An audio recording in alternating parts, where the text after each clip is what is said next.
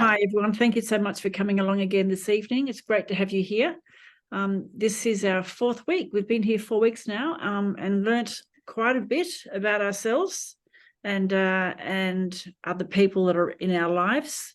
So I'm hoping that you've been putting that into practice right away, so that you can really start to get a good feel for who's out there, who makes you feel in a particular in a particular feeling, in a particular way, and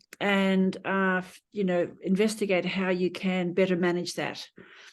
So what I like that quote there I've got on the screen. It says the mind has a powerful way of attracting things that are in harmony with it, good and bad. It's like Zig Ziglar says.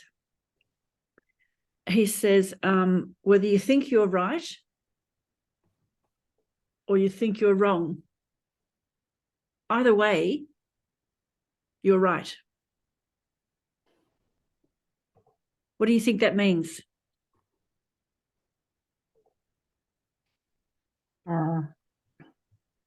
If you think you're right or you think you're wrong, either way, you're right. Yeah. So you'll sort of attract what you believe. That's right. Yeah. Yeah, it's like a magnet. Yeah. If we have negative thoughts, then negative things are going to come our way. Beautiful. Well done. Thank you for interacting. All right. So this week is the Harmonisers, and thank you for filling in your survey, Lee. I've got that back to you, and I'm really pleased that you said that it was spot on. That just goes to show you that you might have thought over the last 3 weeks, I said, oh, that sounds like me, that sounds like me, but not until you do the survey and you realise, wow, this is exactly who I am. It's amazing. Yeah, that is amazing. Yeah. So anyway, so this week is about the Harmonisers, and the Harmonisers are Enneagram 3, the achiever, Enneagram 6, the questioner, and Enneagram 9, the peacemaker. So we're going to cover all of those this evening. If we define the Harmonisers, so for a person to be in harmony, they must be connected to their thinking, their feeling, and their instincts. So the harmony triad, or the harmonics, what we call them, how we call them in the Enneagram, it's a type that can move from one singular way of perception or perceiving to an array of different perspectives, a world rich, comprehensive experience of reality. It allows us to move into a different way of thinking, a different way of being, even if it's only for a short while. So by integrating the profound wisdom of the head and the heart and the body, so gut feeling, each type can become more balanced and whole, coming back to oneness. This is what this is all about. So it's equipping you with everything that you need to understand yourself, how to connect with self and how to connect with others, and live a contented life. That's what the Harmonisers are all about. So that's 3, 6, 9 triangle, and we'll go into the triangle in a little while. And there are some people that are so at the top there we've got Beyonce. She's a 3, an achiever. The 6 is Jennifer Aniston, who is a questioner, and then of course Sandra there, who's a 9. She's a harmonizer. So that's the kind of personalities that you can relate to, I'm sure, whenever you're thinking about this harmonizers.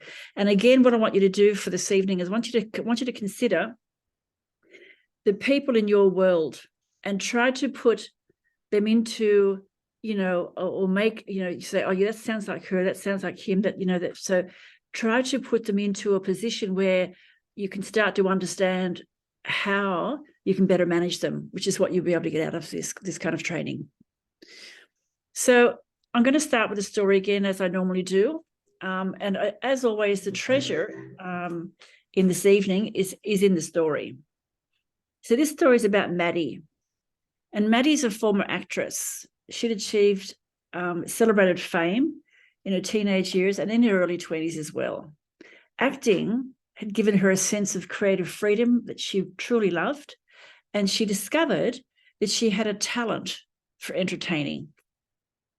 She enjoyed the applause, the adulation of others, fueling her desire to be famous. That's what she wanted. She had entertained audiences in theatres, locally and nationally, before meeting and falling in love with Richard. So once Maddie and Richard were married, she was ready to move into a new role, that of a wife and of a mother. In a way, she immersed herself within this role, dedicating herself to her growing family. At times, she yearned for that spotlight, but she found herself thrilled constantly with the achievements of her two young daughters. As the children began to grow up and her eldest daughter reached the age of 11, she felt a familiar yearning consume her. It had been a long time, but the desire to perform was strong once more. And there was an intrinsic need to find the coveted spotlight. She began to make inquiries about the roles in theatres nearby, and also in theatres and TV credits as well. It was suddenly not so easy to return to the career that she had given up without qualm. Disappointed that she couldn't achieve a break immediately, she began to consider her options. She needed to work, but it was more about achieving her goals than working for a living. There was a need to be creative in any role. No matter what role she took on, she needed to be creative, and that limited her options. She only knew how to perform, and there were little jobs for former actresses in the local paper. Her husband supported her the whole way, but he was reluctant when she suggested looking farther afield and treading the boards once more. This meant traveling and being apart. He also didn't want to uproot their family now that the children were growing up so fast. Maddie was despondent. Her need for creativity was now at a cross purpose with her desire to love and protect her children. Richard yearned to please. He was on a good salary, so they could cope without her going back to work.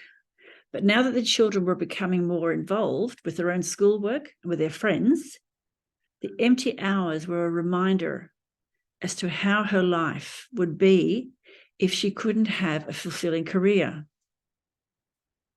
Finally, Maddie came up with an idea of setting up a local drama school, a study group for young performers where she could teach them acting skills, put on local plays, and provide some voice coaching. This would give her the recognition that she needed and yet provide her with work that satisfied her creative needs. It also meant she could pass on all her knowledge to other young hopefuls, possibly future stars. She was convinced that this new role would give her everything she needed.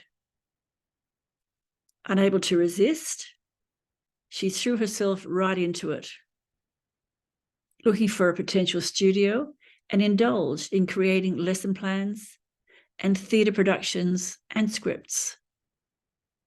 She rented a studio, a converted barn, that needed work on the aesthetics. She started immediately to renovate the studio, imagining the classes booked to overflowing with her eager candidates. She's already experienced her fair share of success and expects it again. As a child, she entered a drama competition and was spotted by an agent for a modeling company. Then a couple of TV ads came her way. From the age of 14, she was recognized by everyone. And when she had decided that she wanted to act, small roles came her way. It was enough to satisfy her ego and allow her to develop her stage presence. Although she never made it really big, her roles had been regular and rewarding until she had made the decision to give it all up. She launched her new venture, excitedly, expecting many candidates. But disappointingly, only 5 people did. The business was not viable with only a small group of students. She began to worry. Her partner had been completely supportive all the way through and had made various suggestions, which she had mainly ignored, blinded by her passion to do it all on her own. Instead of turning to him for help, she saw the poor attendance as a sign of failure, something that she had never dealt with before. She felt tired, irritable, and strained. The new venture was costing her money instead of making it for her, and she dreaded telling her partner, who had such a sharp instinct with money. He had offered to do her bookkeeping, but rather than explain her doubts about the viability of the business, she made continuous excuses about why the books were not readily available. Eventually, as their home life became fraught with unspoken tension, she eventually told him the truth and finally listened to his business advice. He was far from angry, as she'd expected, and didn't see her as a failure. So the achiever is someone who always meets their goals, no matter what happens, no matter what it takes. They're very optimistic, confident, industrious, efficient, self-propelled, energetic, motivated by the need to be productive, to achieve success, and to avoid failure. In shadow, they can be deceptive, narcissistic, pretentious, vain, superficial, vindictive, and overly competitive. Their challenge, they fear not being seen as successful. They believe that you must accomplish and succeed to be loved. They can be inattentive to others' feelings. The compensation is they over-identify with ideal images of success. They deny their deeper needs. They strive for approval through doing. They believe efficiency wins respect. And they can become human doings rather than human beings. We also have, as in all of our archetypes, healthy and unhealthy, so light and shadow. Now, I don't know if you guys are familiar with Game of Thrones, and I've got some Game of Thrones photos there as a way of example of this, because I love the Game of Thrones, and I watch it faithfully. And these two depicted absolutely the Enneagram 3, healthy and unhealthy. So unhealthy 3s tend towards narcissism, psychopathic behavior. So Joffrey on the right-hand side there, he's a great example of that, an unhealthy 3. While a healthy 3, his wife, Marjorie, she shows kindness and benevolence. When extremely unhealthy, they can become ruthless and take delight in destroying other people's happiness. Joffrey portrays this character well because he is obsessive and vindictive. He desires the admiration of the people, but possessing none of the tools to gain it. He demands respect, but because he is unwilling to put it in the effort to earn it, he resorts to cruelty and heavy-handedness. Now that's extreme, but that's an unhealthy 3 is really can go really, really bad. So the basic desire of the achiever is to be valuable, to be the best. Guys, I didn't start recording this, did I? Yes, I did. Did I? Am I recording? Let me have a look. Let me have a look. Let me have a look. Isn't it true we're getting old?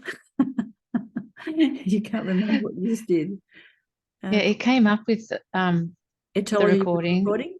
Yeah, it is recording. It says up in the top left-hand screen, left-hand corner. Okay, beautiful. Great. Thank you for that. Goodness me. Anyway, all right. So they desire to be valuable, to be the best.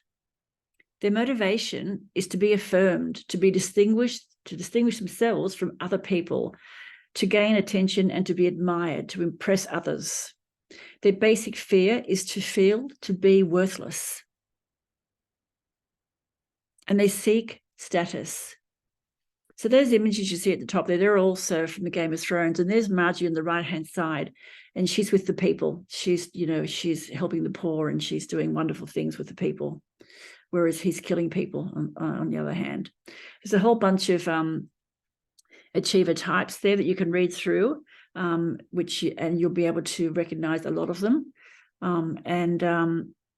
There are so many 3s out there, as with other as well. But just bear in mind that the 3, they're not all bad, okay? They're not all bad, but they love to achieve and they're great to have around, especially in the office when you need to get things done. They absolutely, totally get it done. They're like a dog at a bone. They just don't stop until it's done. Amazing people. So the achiever, how do you communicate with them? You leave them alone when they're working. Let them get the job done. Don't interrupt them, because when I was the general manager of a training organization, and I employed a young girl to help me out with doing many of the things that I had to do for the training organization. And when I gave her a job to do, she would say, Evelyn, please don't, she would say to the receptionist, don't put any calls through. And she'd go into her office and shut the door. And she said, please don't disturb me. But when she came out, everything was done. Like, she was amazing, an amazing young girl. I'm still in touch with her. In fact, she was once upon a time my son's girlfriend, but she was absolutely amazing. So give them honest, but not unduly critical or judgmental feedback. Help them keep their environment harmonious and peaceful. Don't burden them with negative emotions. They don't like it. Tell them that you like being around them. Tell them you're proud of them and their achievements. Okay, so moving on now to the Enneagram 6. This story is about Grant. So Grant had worked for a company as a manager for many years. He'd worked his way up into the position over the years and enjoyed his job security and respect from his colleagues. When the company joined forces with a competitor and then expanded, he began to worry about his job, the security around his job, for the first time in many, many years, because he was always very sure of himself. He was confident in his ability to deliver in his role, but knew that change and expansion could either develop the role or reduce it in ways that he'd never previously imagined and never experienced before. Suddenly, instead of being relaxed at work, he started looking for signs of change around him and to seek out problems that were actually non-existent. He felt that his fears were unfounded, but then he was asked to show a manager around who was based in the other company, and he was asked to clarify his role in his business. The other manager gave very little away throughout the whole conversation, but Grant was convinced that his job was now at risk. As the weeks went by, his work began to suffer. He lost his concentration and made a few errors. Fortunately, these were corrected in time. It was then that he began to realize that his anxiousness was now total overwhelm and was starting to overshadow everything that he did. Home life was also volatile and argumentative. His wife had a high-pressure job also, and his increased irritability also led to much greater friction than usual at home. Understanding that he was prone to feelings of paranoia, his wife was less than supportive, suggesting instead that he discuss the situation with his employers or simply look for a job elsewhere. He felt he couldn't go to his employer because they might not react positively to his suspicions.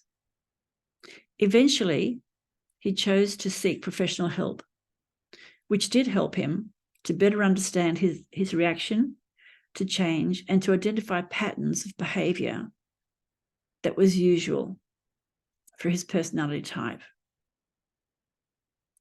Would he lose his job? Or would he be promoted? So the questioner, in light, they're very loyal, thoughtful, perceptive, trustworthy, analytical, engaging, attentive, and insightful.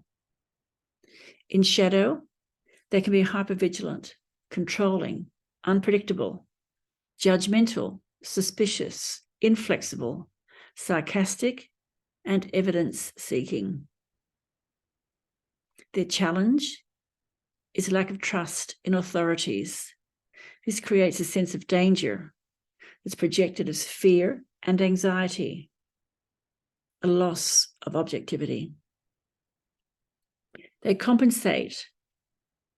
They have doubtful minds. They look for inconsistencies, ulterior motives, negative feelings, are disowned by the doubting mind, which compensates with strategic interventions.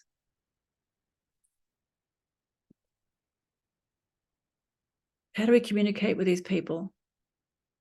It's vitally important to have a very calm and safe environment with this type. My husband's a 6.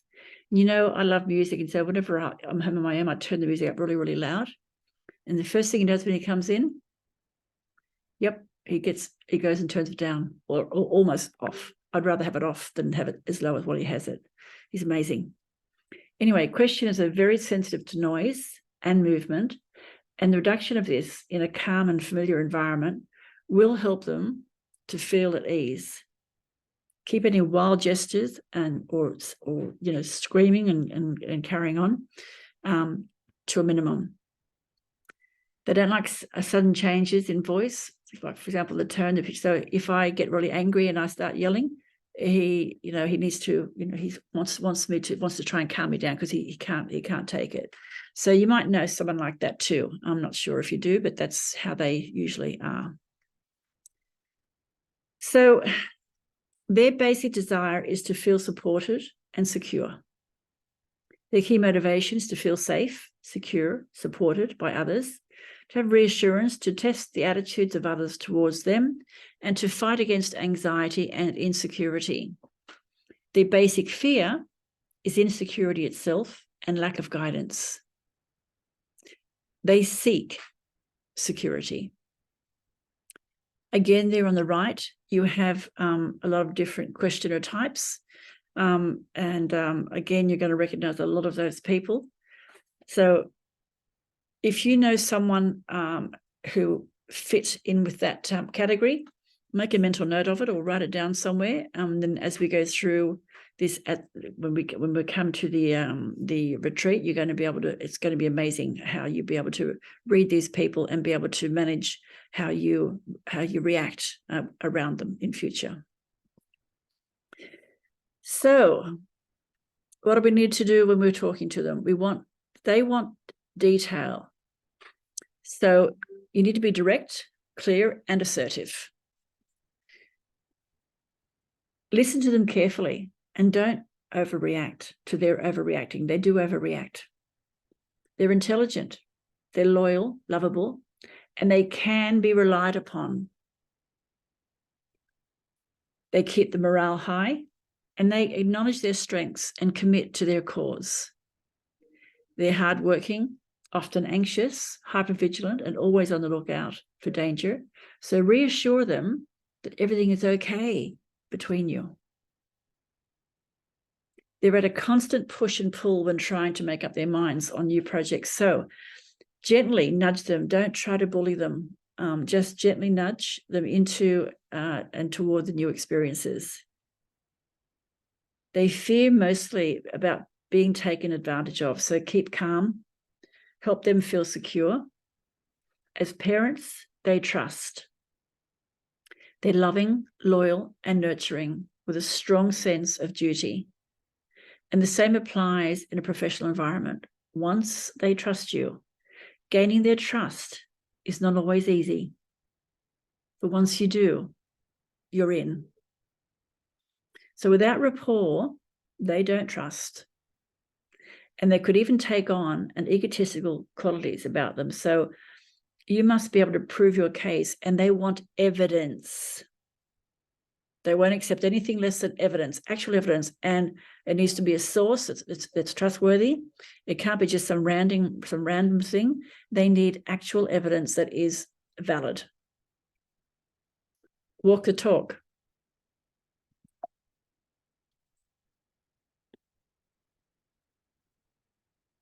So the treasure in the story for the 9, this is the harmonizer or the peacemaker.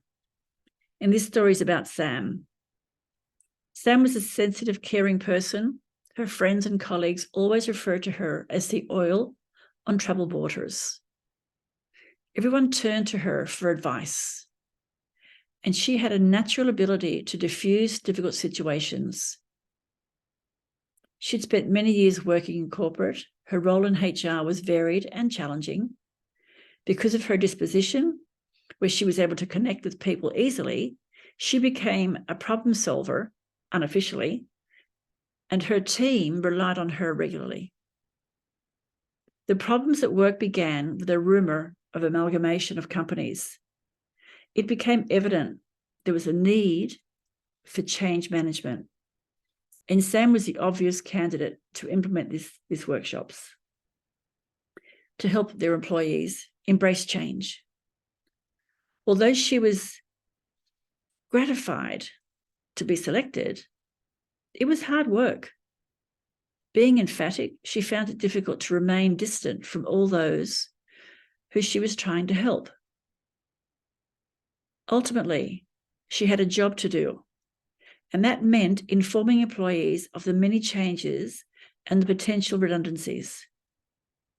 But it was difficult to be caught in the middle of a difficult situation. She loves the company she worked for. And although her role had always been challenging, this was testing her loyalties to the max. She felt deeply for those who were now scared of their circumstances, were going to change, and wanted to support them. Yet the demands of the role meant she had to make everyone see the changes from a positive light. In time, many of the problems were solved, and the new changes were implemented. She was exhausted, yet proud of the work that she'd achieved. One of the new changes meant attending operations meetings, where the head of operations would announce any new changes or benefits to the company. That was publicly to acknowledge those who had worked hard and had gone the extra mile. The HR team had to attend, but she felt deeply hurt when there was no mention of her role in the change management process, and she felt completely overlooked and invisible. The more she thought about it, the more she felt unappreciated, and her loyalty to the company wavered. She was not an attention seeker, but did like her work to be acknowledged, and she needed that. Totally dissatisfied, she began looking for work elsewhere, but was struggling to find a suitable role. She needed to come to a decision on the best way forward. So the harmonizer in light are pleasant, peaceful, generous, patient, receptive, diplomatic, open-minded, and emphatic. In relationships are kind and gentle, reassuring, supportive, loyal, and non-judgmental. In shadow, spaced out, sometimes, forgetful, stubborn, obsessive, apathetic, defensive, judgmental, passive, aggressive, unassertive, stubborn, and over-accommodating. Their challenge, they believe in order to get love, you must adapt and merge with the environment. And compensation is they have inadequate boundaries. They need more boundaries implemented by self. They have a weak sense of self, sacrifice connection to their own inner reality to maintain comfort.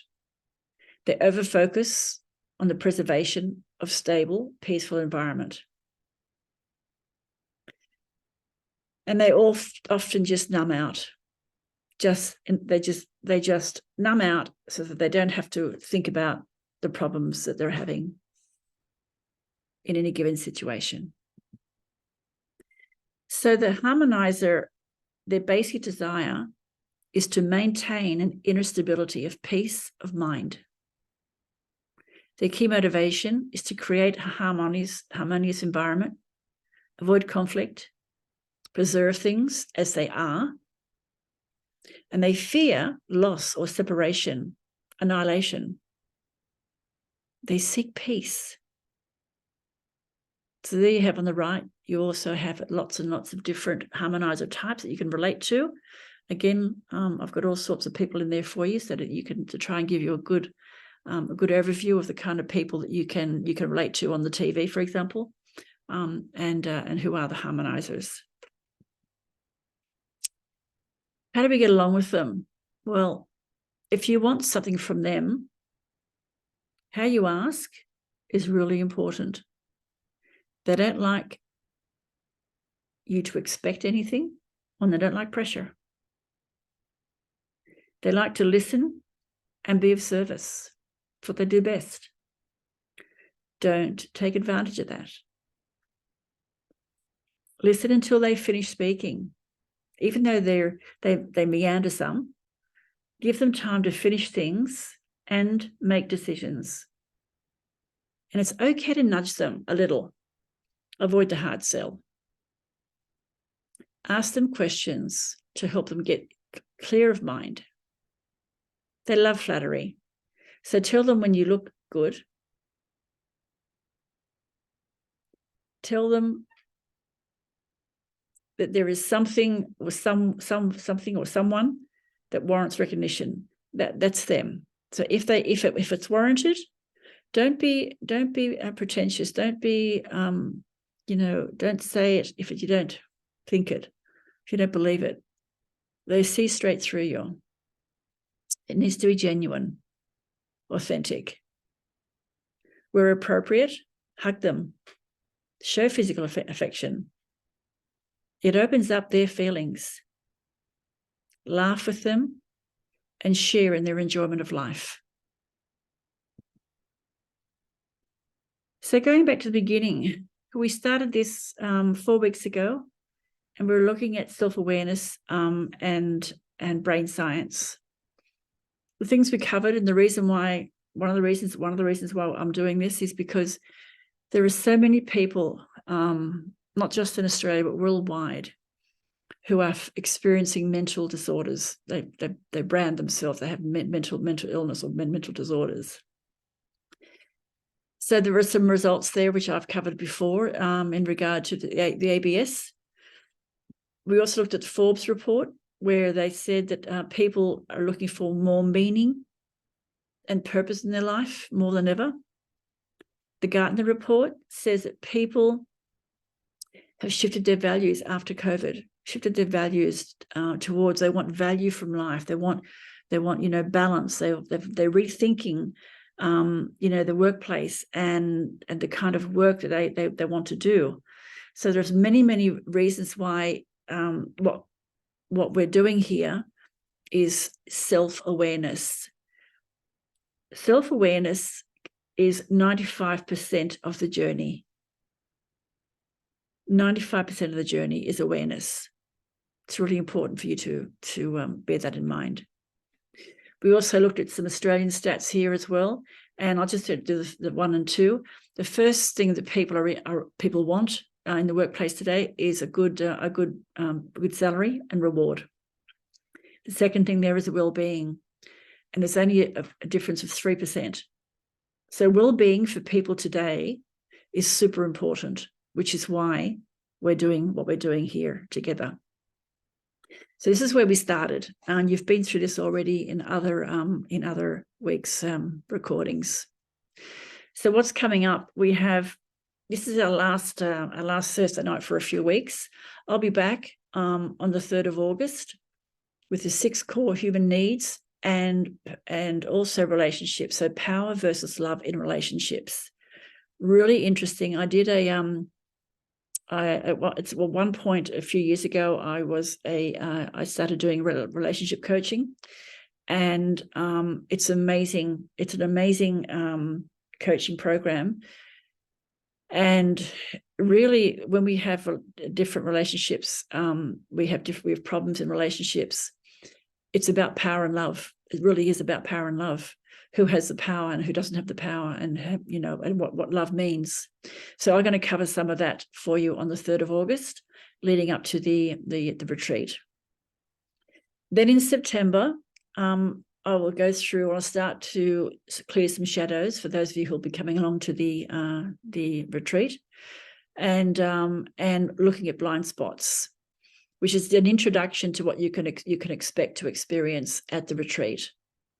And then on the 5th of October, I'm going to be doing personal power and living with your passion and purpose in life. And then, of course, in November is the retreat itself. So I spoke a little bit about this last week. So this is the 6 core human needs, and we're going to talk about those 6 needs. So they started with Anthony Robbins or Tony Robbins. I'm also going to be talking about masculine and feminine archetypes. I'm not talking male and female here. I'm talking energy, masculine archetypes, so masculine energy and feminine energy. So, a man can have feminine energy and a woman can have masculine energy. So we're going to talk about, this is where the power versus love comes into it. So this is a really interesting piece that we will be covering in August. That's what's coming up next. The triangle in the middle there. In order to have an ideal relationship, we need 3 things. An ideal relationship, we need 3 things. You need to be lovers. You need to have the mother-father parenting thing. Now, if you don't have children, then that's okay. But you can parent, a pet, or you could, for example, go on a holiday together, book a holiday together, or you can maybe do some renovations around the house. There must be some kind of parenting, something you're sharing, and you're discussing what the best way forward. That's the kind of parenting I'm talking about.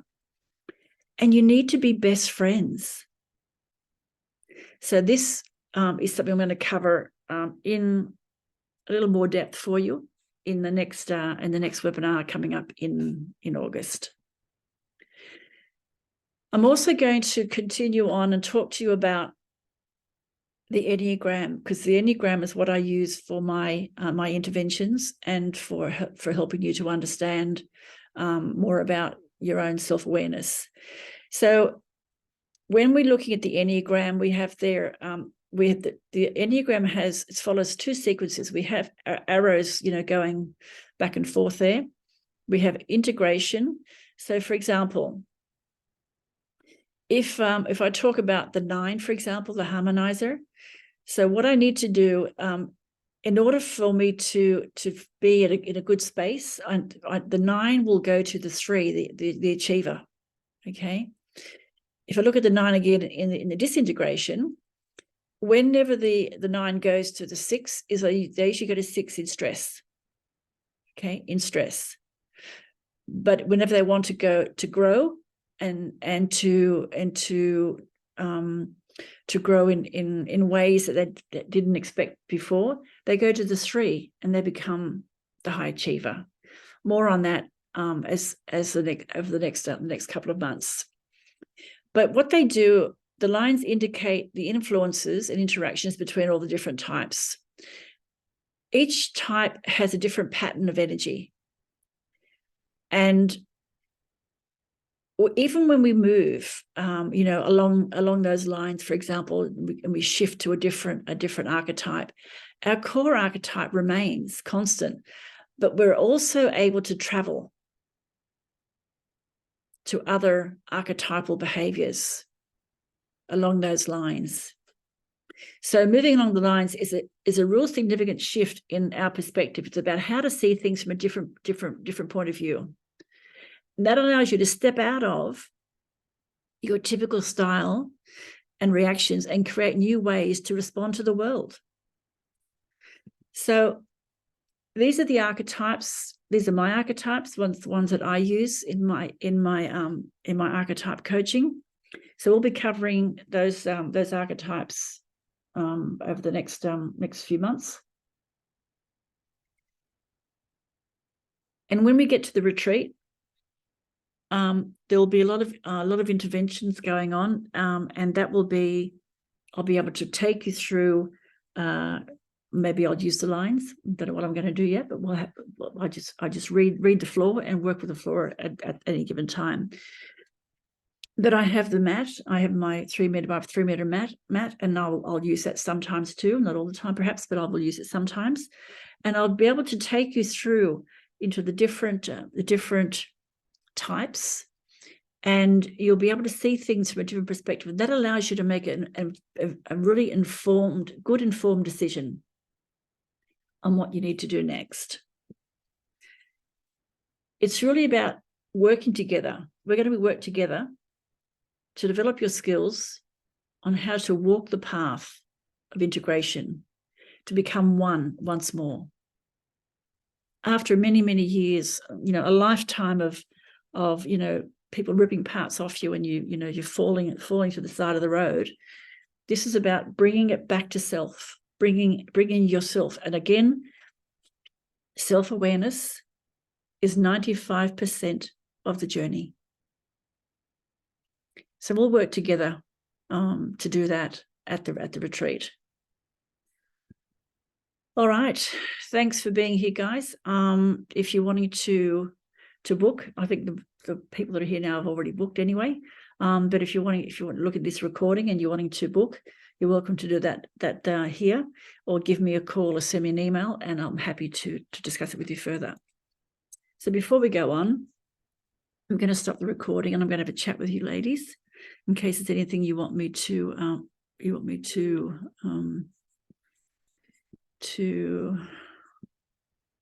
say in private. Let me just stop recording.